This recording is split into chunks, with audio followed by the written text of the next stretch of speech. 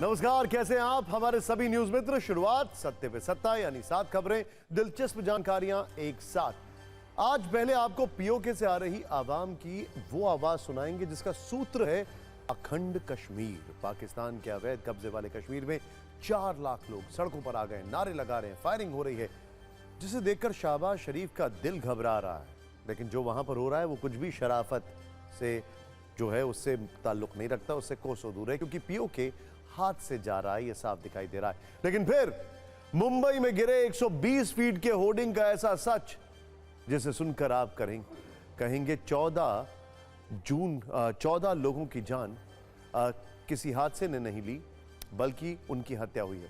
250 ton का एक hoarding जो लिम्का बुक ऑफ रिकॉर्ड्स में दर्ज है, लेकिन सिस्टम के लिए कैसे अदृश्य हो गया ये नोट करिएगा। केजरीवाल के घर में स्वाति मालीवाल के साथ बदसलूकी पर आम आदमी पार्टी का पहला बयान आ गया है। आप नेता संजय सिंह ने कहा है कि केजरीवाल के पीए विभव कुमार ने स्वाति मालीवाल के साथ बदतमीजी की थी। इसकी जानकारी मुख्यमंत्री को दी गई है और वो इस पर सख्त एक्शन लेंगे। आज पीएम मोदी ने काशी से जीत की हैट्रिक लगाने के लिए तीसरी बार नामांकन कर दिया है। नॉमिनेशन से पहले पीएम ने मां गंगा की पूजा की, फिर काल भैरव के दर्शन किए और फिर अपना पर्चा भरा। पीएम के नामांकन में कैसे बीजेपी ने सबसे बड़ा शक्ति प्रदर्शन किया, यह भी देखिएगा। नॉमिनेशन के बाद पीएम मोदी वाराणसी से झारखंड पहुंचे और कांग्रेस पर नक्सलवाद वाले शब्द बाण चलाए। पीएम ने कहा उनकी सरकार चुनौतियों को टालती नहीं है, बल्कि उनसे टकराती है। पीएम के झारखंड वाले चुनावी शो पर भी हमने एक रील तैयार की है। इन सब के बीच गृह मंत्री अमित शाह ने 4 चरणों के चुनाव पर बड़ा दावा किया है। गृह मंत्री अमित शाह ने कहा कि अब तक 380 सीटों पर वोटिंग हुई है, इसमें 270 सीटों पर बीजेपी को बहुमत मिल रहा है। आगे की लड़ाई 400 पार की है और इस जंग को भी पीएम मोदी आसानी से जीत लेंगे। और सत्ता में आज एक बहुत दिलचस्प खबर, फिल्म अभिनेता जैकी श्रॉफ के एक डायलॉग पर यह हमारी दिलचस्प खबर है। क्या शब्द बिड़ू का कॉपीराइट जैकी श्रॉफ को मिल जाएगा, इसे लेकर उन्होंने दिल्ली हाई कोर्ट में एक याचिका दायर की है, जिस पर हमारी सत्ता की कुंजी तैयार है। एक ऐसी खबर जिसमें न जाने कितने लोग अपने घर की ओर जा रहे थे और उन्हें पता भी नहीं था कि एक मिस्टर इंडिया नुमा बोर्ड उनके ऊपर गिर जाएगा। ये मिस्टर इंडिया नुमा बोर्ड तंज है बीएमसी के ऊपर। ध्यान से देखिएगा ये खबर, ये वीडियो आप सबने देखा है, इसको गिरते हुए भी देखा है, और ये कोई आईपीएल के मैच में ग्राफिक्स नहीं चल रहा है, ये असलियत में हुआ है, असलियत में। पूरी खबर जरा ध्यान से देखिए। सत्ता में अब आपको ऐसे हादसे के बारे में बताने जा रहे हैं जिसका वीडियो आपने जरूर देखा होगा। यह वीडियो मुंबई के घाटकोपर में गिरे उस विशाल होर्डिंग का है जो तूफान की वजह से गिर जाता है और नीचे दबकर उसके करीब 14 लोगों की मौत हो जाती है। लेकिन आज उस होर्डिंग का जो सच हम आपको बताने जा रहे हैं, यकीन मानिए वो अपने आप में एक तूफान लेकर आएगा और उसे सुनकर आप कहेंगे कि यह हादसा नहीं, हत्या है। भ्रष्टाचार के तूफान की वजह से मुंबई में 14 लोगों की हत्या कर दी गई और अब सत्ता सिस्टम की ओर से वही ट्रेडिशनल जवाब आ गया है। जांच करेंगे, एक्शन लेंगे। लेकिन कल हुए हादसे के जिस वीडियो को आपने देखा, आज उसका सच सुनिए सर। मुंबई में सोमवार को 14,400 वर्ग फीट का 14,400 वर्ग फीट का जो होर्डिंग घाटकोपर में गिरा वो अवैध था। मतलब जिस होर्डिंग के नीचे दबने से 14 लोगों की मौत हो गई, उसे गैर कानूनी तरीके से मुंबई में लगाया गया था और ये किसी को दिख नहीं रहा था। सोचिए, अवैध था। इतना बड़ा होर्डिंग का वजन था 2.5 लाख किलो। इतने बड़े होर्डिंग को लगाने में कितने लोग लगे होंगे, सोचिए। सब अवैध है और इतने बड़े होर्डिंग को मुंबई में लगाने के लिए बीएमसी की परमिशन तक नहीं ली गई थी। सबसे चौंकाने वाली बात, जो अवैध होर्डिंग मुंबई में कल गिरा वो Limca book of world records में भी दर्ज था। लीजिए, सोचिए, मुंबई जैसे शहर में एक गैर कानूनी होर्डिंग लग जाता है, Limca book of world records में उसका नाम दर्ज हो जाता है और सिस्टम सोता रहता है। अभिषेक बच्चन और रानी मुखर्जी की एक फिल्म आई थी बंटी बबली, उसमें उन्होंने न जाने क्या क्या बेच दिया था। इसके पीछे कौन है बंटी बबली? मतलब जो अवैध hoarding Limca book of record में बाकायदा रजिस्टर हो जाता है। सोचिए जरा, उन्होंने अपने रिकॉर्ड में उसका नाम भी दर्ज कर लिया, लेकिन यहां से गुजरने वाले अफसरों के लिए, बड़े बड़े अधिकारियों के लिए और सिस्टम में बैठे किसी जवाबदेह शख्स के लिए वो होर्डिंग जैसे हिंदी फिल्मों के मिस्टर इंडिया की तरह अदृश्य हो गया, गायब। चलो गौच्छे, अब आपको बताते हैं और समझाते हैं कि जो होर्डिंग कल गिरा वो कितना बड़ा था। ग्रेविटी समझिए इस खबर की, क्योंकि इससे आपको अंदाजा हो जाएगा कि जो लोग उसके नीचे दबे थे उनका क्या हुआ होगा। जैसा हमने आपको बताया, होर्डिंग जो था वो करीब 14,400 वर्ग फीट का था। अब देखिए जरा, बड़ा अच्छा हमारी टीम ने एनालिसिस किया, यानी अगर उसकी तुलना एक बिल्डिंग से की जाए तो करीब करीब उसकी लंबाई किसी 12 मंजिला इमारत की जितनी थी। और सोचिए, जब इतना बड़ा होर्डिंग गिरा होगा तो कितना भयानक मंजर होगा।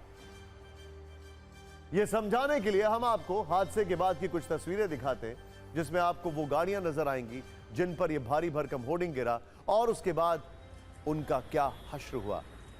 और यह भी सोचिए, जब बड़ी बड़ी गाड़ियों का यह हाल हुआ है तो उन लोगों का क्या हुआ होगा जो यहां खड़े थे, जो इसके नीचे दब गए। इसीलिए असली कातिल होर्डिंग नहीं, बल्कि उसे लगाने वाले।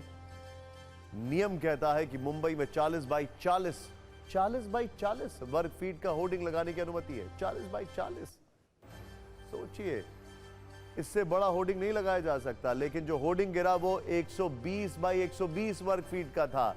नियम के अनुसार मुंबई में कोई भी होर्डिंग लगाने की अनुमति बीएमसी से लेना अनिवार्य है, लेकिन जो होर्डिंग गिरा उसके लगाने की परमिशन बीएमसी से नहीं ली गई थी। नियम है कि मुंबई में 2 साल में होर्डिंग का नवीनीकरण करना जरूरी होता है, लेकिन यहां नियम का पालन किया गया था या नहीं, अब तक ऐसी कोई जानकारी सामने नहीं आई है। अब जब अवैध होर्डिंग से हादसा हुआ तो गुनहगारों की तलाश हो रही है। सवाल है कि जिम्मेदार कौन है, तो इसका जवाब भी सुनिए। बीएमसी के मुताबिक ये hoarding state government railway police की जमीन पर लगाया गया था। रेलवे पुलिस कमिश्नर के कल्याण निधि संस्था द्वारा इस जमीन पर रेलवे फ्यूल स्टेशन चल रहा था और इसी जमीन पर ईगो मीडिया प्राइवेट लिमिटेड को 10 वर्षों के लिए होर्डिंग लगाने की मंजूरी दी गई थी, लेकिन कंपनी की ओर से बीएमसी के मानकों की धज्जियां उड़ाते हुए 14,400 वर्ग फीट का होर्डिंग लगा दिया गया।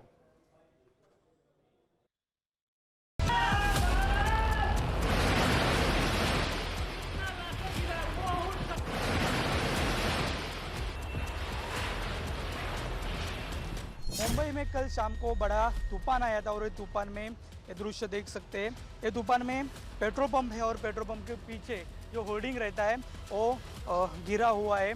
40-50 गाड़ी जो है वो ये सब पिलर के नीचे दबी हुई है।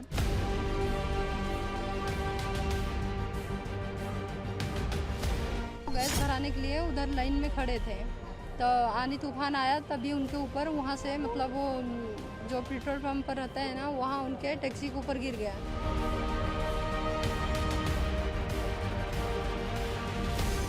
रात में जब टाइम हो गया उनके आने का, वो आए नहीं, तो हम लोग उनको फ़ोन करके पता लगाने की कोशिश किए तो फ़ोन लगा नहीं, उनका स्विच ऑफ बता रहा था। तो हम लोग हॉस्पिटल में आए, इधर जब जानकारी मालूम के बहुत परेशान होने के बाद जानकारी मिली तो शिनाख्त हुई उनकी कि हाँ उनकी डेड बॉडी यहाँ पे आई है। अपने भाई को देखने के लिए आया हूँ। वो कल इधर घाटकोपर में जो हाईवे पे पंप है उस पर वो होर्डिंग गिरने की वजह से वो सब पतरा नीचे गिर गया, इसकी वजह से वो दब गए थे।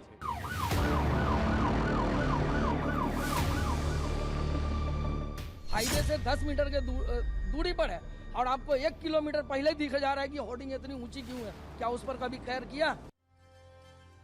बड़ा सरल सा सवाल है। अब इसका जवाब ढूंढने में तो न जाने कितने साल लग जाएंगे।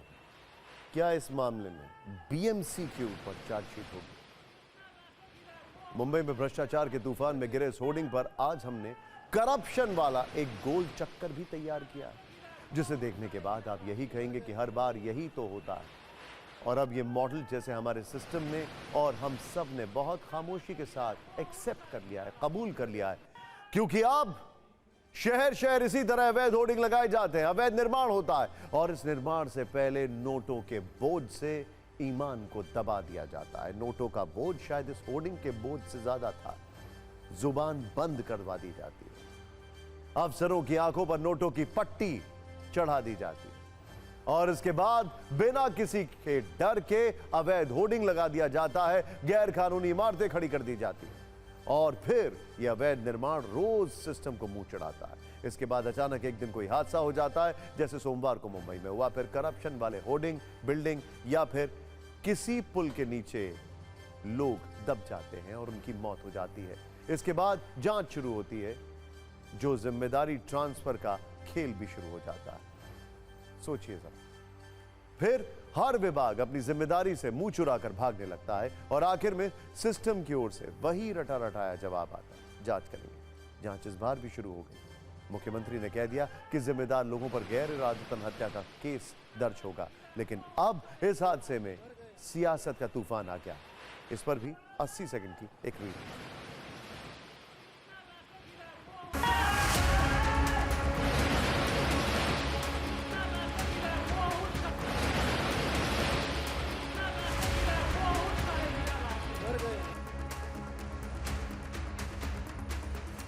वहाँ के जो मृतक है उनके परिवार को शासन मदद करेगी 5 लाख रुपए। जो घायल है उनका पूरा इलाज शासन करेगी।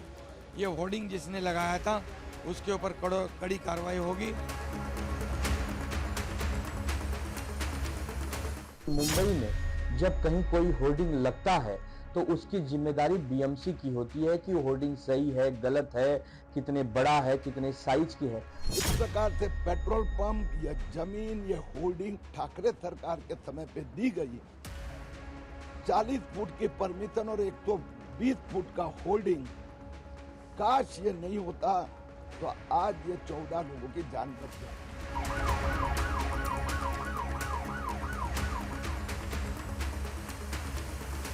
ये स्ट्रक्चर कब बना है उसकी भी मालूमात लेनी चाहिए। उसके बाजू में एक स्ट्रक्चर है, वो भी उतना ही बड़ा स्ट्रक्चर है। तो ऐसे इलीगल काम को आप सपोर्ट कर रहे हो, आपने इसमें ध्यान नहीं दिया। मुंबई महानगर पालिका की जवाबदारी क्या है और राज्य सरकार की जवाबदारी क्या है, तो आप इससे बाजू में नहीं हट सकते। और सत्ता में अब बात आज की सबसे चर्चित राजनीतिक तस्वीर की करते हैं, जो प्रधानमंत्री नरेंद्र मोदी के नामांकन की है। प्रधानमंत्री नरेंद्र मोदी ने वाराणसी से अपना नामांकन दाखिल कर दिया है। दिन में करीब 11:40 पर उन्होंने वाराणसी के डीएम को नामांकन पत्र सौंपा। प्रधानमंत्री नरेंद्र मोदी ने जब आज तीसरी बार वाराणसी से नामांकन किया तो उनके साथ नामांकन कक्ष में 4 प्रस्तावक और सीएम योगी आदित्यनाथ मौजूद थे। 4 प्रस्तावकों में पंडित गणेश्वर शास्त्री सबसे पहला नाम। इन्होंने ही अयोध्या में राम मंदिर की प्राण प्रतिष्ठा का शुभ मुहूर्त निकाला था। ये ब्राह्मण समाज से। दूसरे नंबर पर बैजनाथ पटेल का नाम था। ये ओबीसी समाज से आते हैं और संघ के पुराने कार्यकर्ता रहे। लालचंद कुशवाहा भी ओबीसी समाज से आते हैं, बीजेपी नेता हैं। और संजय सोनकर भी प्रस्तावकों में शामिल थे, वो दलित समुदाय से आते हैं। यानी नॉमिनेशन में भी सामाजिक समीकरण का पूरा ध्यान रखा गया। पीएम मोदी नामांकन कक्ष में 50 मिनट रहे। वो प्रस्तावकों के साथ कक्ष में खड़े रहे। जब डीएम ने उन्हें कुर्सी पर बैठने के लिए कहा तब वो बैठे। पीएम ने शुभ मुहूर्त पुष्य नक्षत्र में 2-2 प्रस्तावकों के साथ 2 सेट में नामांकन दाखिल किया। नामांकन से पहले पीएम मोदी ने दशाश्वमेध घाट पर गंगा पूजन और अनुष्ठान किया। वहां से वो सीधे काशी के कोतवाल काल भैरव के पास पहुंचे और यहां भी उन्होंने पूजा अर्चना की। आज के नामांकन के साथ लगातार तीसरी बार प्रधानमंत्री मोदी ने वाराणसी से चुनाव मैदान में उतरे हैं। सोचिए, तीसरी बार चुनाव मैदान में। 2014 में उन्होंने 24 अप्रैल को, 2019 में उन्होंने 26 अप्रैल को और इस बार आज 14 मई को उन्होंने नॉमिनेशन किया। पिछले 2 बार से नरेंद्र मोदी वाराणसी से बड़े अंतर से जीतते रहे हैं। तीसरी बार नामांकन दाखिल करने के बाद पीएम मोदी ने सोशल मीडिया पोस्ट किया। इसमें उन्होंने लिखा कि काशी के परिजनों का हृदय से आभार। वाराणसी से लगातार तीसरी बार नामांकन कर बेहद उत्साहित हूं। बीते 10 वर्षों में अद्भुत स्नेह और आशीर्वाद मिला। विकास और जनता जनार्दन के कल्याण में जुटे रहेंगे। जय बाबा विश्वनाथ। वाराणसी में पीएम मोदी का नॉमिनेशन एक मेगा इवेंट की तरह नजर आया। इसे आप एक तरह का शक्ति प्रदर्शन भी कह सकते हैं, जिसमें एनडीए के 25 बड़े नेता, गृह मंत्री अमित शाह, रक्षा मंत्री समेत कई राज्यों के नेता भी वाराणसी पहुंचे। टीडीपी के चंद्रबाबू नायडू और जनसेना के पवन कल्याण भी इसमें शामिल थे। पीएम मोदी ने सभी नेताओं से मुलाकात की। हालांकि स्वास्थ्य खराब होने के कारण बिहार के सीएम नीतीश कुमार इस मेगा इवेंट में शामिल नहीं हो पाए। बावजूद इसके पीएम मोदी के नामांकन में बाकी एनडीए नेताओं की अच्छी खासी उपस्थिति थी। सियासी वीडियो एल्बम के बाद शब्दों वाले एल्बम की बात करते हैं, जो मध्य प्रदेश पुलिस ने बनाया। ध्यान से देखिएगा। तमाम सबूतों और गवाहों के मद्देनजर यह अदालत मुजरिम को मुजरिम करार देते हुए ताज़ीरात हिंद की दफा 302 के तहत सजाए मौत का हुक्म देती। 1980 के दशक में यह डायलॉग हिंदी सिनेमा में खूब गूंजा करता था। जैसे ही फिल्म में किसी मुकदमे का दृश्य होता था तो वकील और जज दोनों की जुबान से अधिकतर उर्दू के लफ्जों से जिरे शुरू होती थी। लेकिन अब सीन बदल रहा है। उर्दू के इन शब्दों को तेजी से बदला जा रहा है। कुछ महीने पहले दिल्ली पुलिस ने इन उर्दू के शब्दों को अपने शब्दकोश से हटाया था। अब मध्य प्रदेश पुलिस भी ऐसा ही कर रही है। मध्य प्रदेश में पुलिस की शब्दावली में बदलाव किया गया है। पुलिस को अब कानूनी कार्रवाई में पुराने उर्दू शब्दों की जगह नए हिंदी शब्दों का प्रयोग करना होगा। जैसे पुलिस अब गैर हाजिर की जगह अनुपस्थित, कत्ल को हत्या और जांच पड़ताल को अनुसंधान कहा जाएगा। इस पूरे काम में मध्य प्रदेश पुलिस ने उर्दू और फारसी के करीब 69 शब्दों को अपने शब्दकोश से निकाल दिया। उनकी जगह हिंदी के शब्द शामिल किए गए हैं। मध्य प्रदेश पुलिस के शब्दकोश में बदलाव के बाद अब नया शब्दकोश कुछ ऐसा दिखता है, जिसमें ताज़ीरात हिंद को भारतीय दंड संहिता, अदालत को न्यायालय, कैद खाने को बंदी गृह, हाजिर को उपस्थित, मौका वारदात को घटनास्थल, शिनाख्त को पहचान सहमन कहा जाएगा।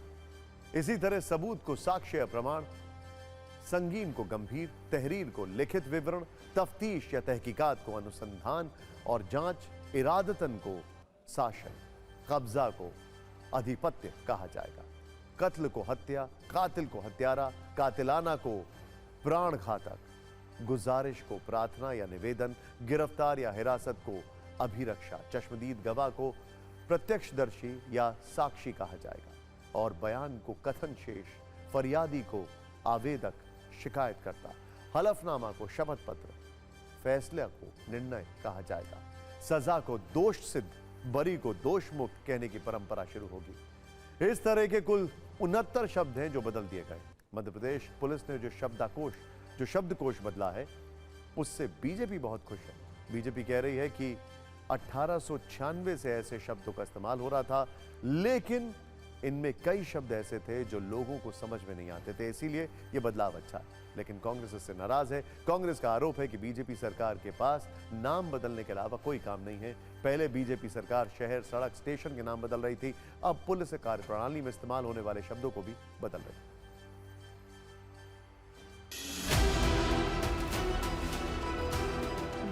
शासन से यह मांग की थी कि भारतीय दंड संहिता 1896 के समय से जिन शब्दों का उपयोग किया जाता है वह वे शब्द हैं जो बोलचाल की भाषा में सामान्यतः हिंदी के नहीं हैं। कालीन समय के जो शब्द हैं जैसे अदालत, बनाम, वल्द, साकीन, इल्जाम, मुलाहिजा, पुश्त, ये आदि ऐसे शब्द हैं जो सामान्य तौर पर बोलचाल की भाषा में समझ में नहीं आते हैं।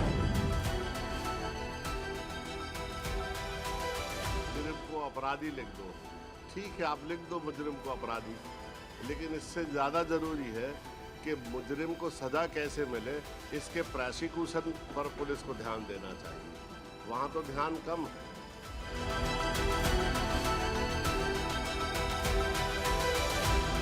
आखिरकार 2 वर्ष के बाद मध्य प्रदेश के पुलिस विभाग में उर्दू शब्दों का इस्तेमाल नहीं होगा, बल्कि उनकी जगह हिंदी शब्दों का इस्तेमाल किया जाएगा। 2 वर्षों से इसे लेकर कवायद चल रही थी।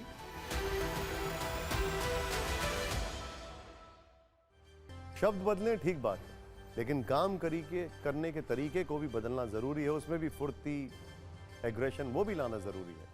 एमपी पुलिस के शब्दकोश में बदलाव के बाद अब उस एक शब्द की बात करते हैं जिसके इस्तेमाल पर कॉपीराइट का मामला बन सकता है, मुकदमा हो सकता है, जेल हो सकती है और जुर्माना देने का सीन बन सकता है। फिल्म अभिनेता जैकी श्रॉफ को अपने रियल लाइफ और रियल लाइफ दोनों में बिड़ू शब्द का इस्तेमाल करते आपने खूब सुना होगा। हाँ बिड़ू, ठीक है बिड़ू, ओके बिड़ू, समझ गया बिड़ू। इस तरह बोलचाल की भाषा में बिड़ू उनकी जुबान पर रहता है। जैकी श्रॉफ अपने इस बिड़ू शब्द पर पर्सनैलिटी राइट्स चाहते हैं, यानी उनके अलावा या उनकी इजाज़त के बिना कोई इसका इस्तेमाल ना करे। जैकी श्रॉफ बीड़ू शब्द पर अपनी पर्सनैलिटी और पब्लिसिटी राइट्स के हक को सुरक्षित रखने के लिए दिल्ली हाईकोर्ट पहुंच गए। उन्होंने दिल्ली हाईकोर्ट में कई संस्थाओं के खिलाफ याचिका दाखिल की है। याचिका में दावा किया गया है कि कई संस्थाओं ने जैकी श्रॉफ से इजाजत लिए बिना ही उनकी तस्वीरों, आवाज और शब्द बीड़ू का गलत तरीके से इस्तेमाल किया है। जैकी श्रॉफ ने याचिका में मांग की है कि उनकी मर्जी के बिना उनसे जुड़ी चीजों के इस्तेमाल पर रोक लगाई जाए। याचिका में जैकी श्रॉफ ने social media channels, artificial intelligence apps और जिफ जिसे GIF बनाने वाले प्लेटफॉर्म्स पर भी उनका नाम, तस्वीर और उनकी पहचान से जुड़ी चीजों के इस्तेमाल पर रोक लगाने की मांग की है। जैकी श्रॉफ अपने नाम जैकी श्रॉफ, जैकी, जग्गू दादा, बीड़ू शब्द के बिना मंजूरी के इस्तेमाल पर रोक चाहते हैं। कल दिल्ली हाईकोर्ट में इस मामले पर सुनवाई होगी। हालांकि जैकी श्रॉफ की तरफ से साफ किया गया है कि वो पैरोडी और हास्य व्यंग को रोकना नहीं चाहते, लेकिन उनकी पर्सनैलिटी का व्यापारिक, अपमानजनक और गलत तरीके से इस्तेमाल सही नहीं है, इसीलिए वो कोर्ट गए। वैसे आपको बता दें कि जैकी श्रॉफ जिस बीड़ू शब्द का इस्तेमाल करते हैं वो मराठी का शब्द है और इसका मतलब दोस्त या जोड़ीदार होता है। जैकी श्रॉफ अपनी साधारण बातचीत में भी बात करते समय इस बीड़ू शब्द का उपयोग खूब करते हैं। वैसे पर्सनैलिटी राइट्स का ये मामला पहला और इकलौता नहीं है। इससे पहले अमिताभ बच्चन और अनिल कपूर भी पर्सनैलिटी राइट्स के मुद्दे पर कोर्ट जा चुके हैं। दोनों को कोर्ट ने पर्सनैलिटी राइट्स दिए थे, लेकिन ये हमारे राइट्स जो हैं आपको खबर बताने के, उसके बीच में क्यों आ जाता है होकर। बहरहाल समय समाप्त हो गया है। आप हमारी रील्स को शेयर करिए। नमस्कार।